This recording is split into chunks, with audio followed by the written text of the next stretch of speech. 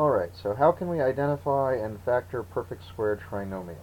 Alright, so perfect square polynomials are what they sound like. They have two of the same factors. So x plus 2 times x plus 2. Instead we could actually just write that as x plus 2 squared, which is the same thing as saying x squared plus 4x plus 4. You could factor this using trinomial factorization. But if you had something slightly more complicated, like 3x to the second minus 5 x squared, some other polynomial, that's the same thing as saying, let's move that down a little, that's the same thing as this, 3x squared minus 5x times 3x squared minus 5x, which is this, 9x to the fourth. The last two terms will be positive 25x,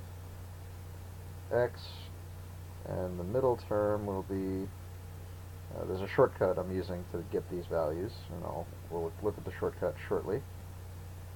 30, I want to say negative 30 x to the third. Alright, you can just use FOIL or expend and you'll get this. So now we're looking at patterns to identify that this is a perfect square polynomial. Oh, that should be squared. Alright. I don't see any clear, obvious patterns here, but there are.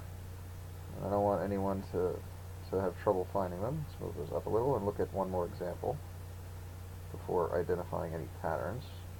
And that would be the traditional one. Let's do it in blue. Any number plus any number squared will be a squared b squared plus 2 times their products. Alright, so any perfect square polynomial has this format, and we can identify that this is a perfect square polynomial if this is a square term. It is, because this is the square root of this is 3x squared. The square root of this is 5x squared or negative 5x squared. Either one would be accurate. And this middle term is twice the product of their square roots. Alright? So that might not be clear. So let's look at an example. Whoops, gotta move this over. Good, so let's take a look at an example. If I saw this,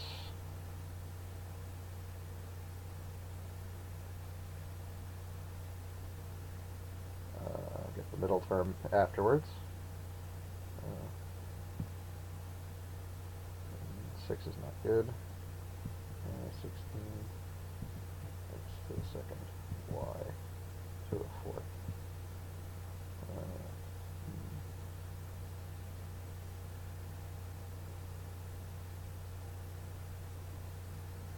32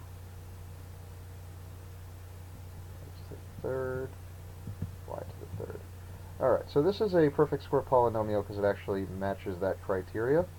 This has a square root. This has a square root. So the square root of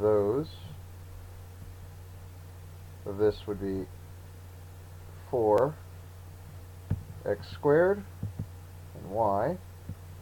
And because this is positive, it's going to be plus the square root of this, which is 4xy squared. Alright? And since it's a perfect square polynomial, it's the same thing. It has two factors that are the same. Now, the way to identify that is to look at these, multiply them together, and then double them. And we'll see if that's here. And again, the reason we double it to check is based on the original version.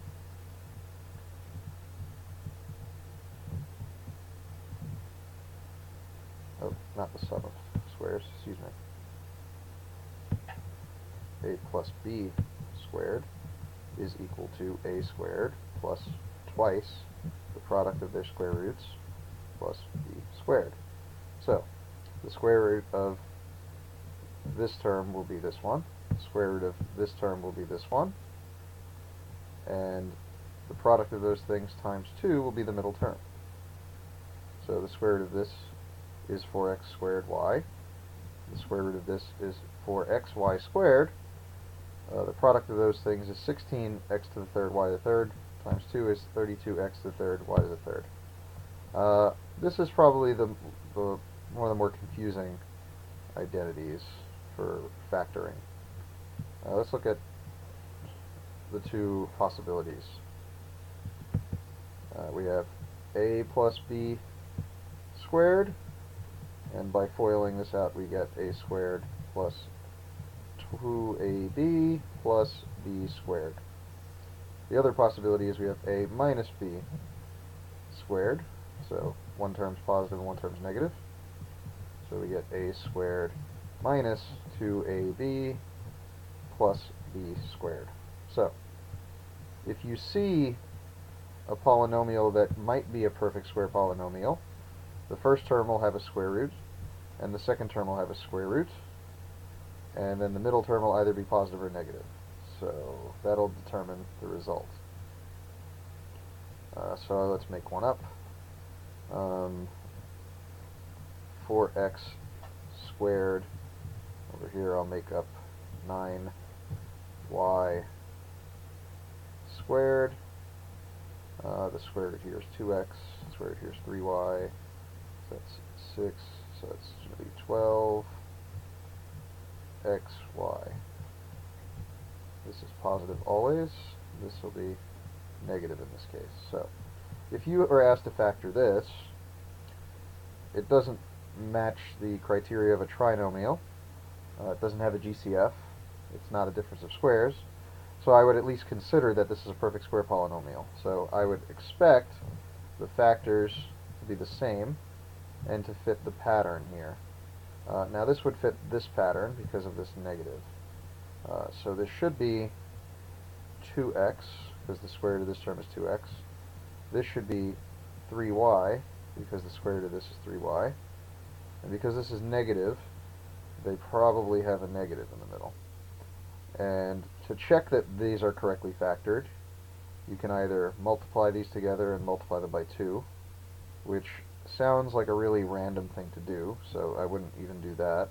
I'll explain a different idea. You could just expand this, and if you get this, it's correct. It was a perfect square polynomial. Alright, so let's look at an example again. Let's erase that.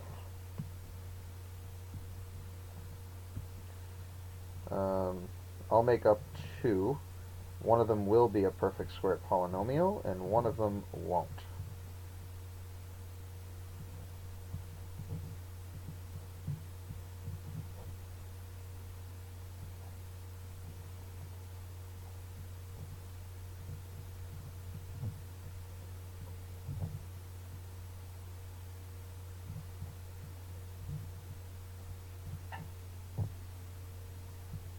That'll be 1. We'll do another one afterwards. Alright, so again, seeing this doesn't have a GCF, it's not a standard trinomial, it's most likely a difference of squares. So I would have to assume that the factors of this are 9, not 9, the square root of 9, 3x squared. This is a positive, and the square root of this is 5xy squared. So this is a guess. So to test it, we can just FOIL this out.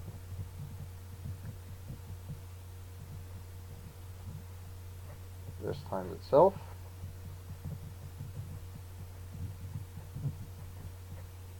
We'll get 9x to the fourth plus 15xy, x squared y, no, x to the third y, yeah, x to the third y, and then we do it again, we'll get 15x to the third y. And positive 25x to the second y to the second. If we combine these terms, we get 9x to the fourth plus 30x to the third y plus 25x squared y squared. And if you look closely, you'll notice these are actually different. So what that tells us is that this was actually not a perfect square polynomial. Alright, but the only way to really find out is to either know the relationship of this term to the other two terms, or to expand and check. So this one is not a perfect square polynomial. Let's look at one that is, and I intended to make this one work. I just must have mismultiplied or something. So let's make one that does work. Let's say 49x to the second plus something. Over here will be 16x to the fourth. Alright, so that's 7x, 4x squared, it's 28x to the third, times 2 be 56. Alright, this should be a perfect square polynomial. And I would guess that its factors are 7x plus, because of this, 4x squared. To test that, we can multiply it out.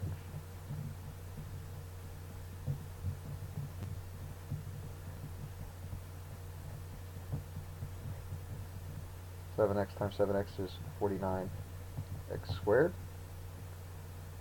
7x times 4x is 28x to the third. We'll do that again.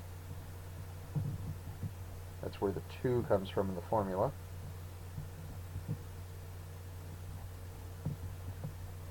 Combine these.